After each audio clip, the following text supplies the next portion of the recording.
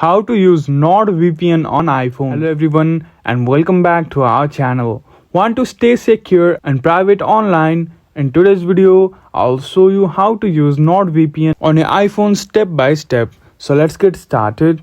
First, open the App Store on your iPhone. Search for NordVPN and download the app. Once it's installed, open the app. If you already have a NordVPN account, log in with your credentials. If you are new, tap sign up to create an account and choose a subscription plan. Next, on the main screen, you'll see a map with available server locations.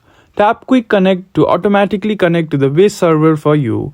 If you want to select a specific location, scroll through the list or tap on the pin on the map. Once connected, you'll see a green indicator that says connected. This means your connection is now secure.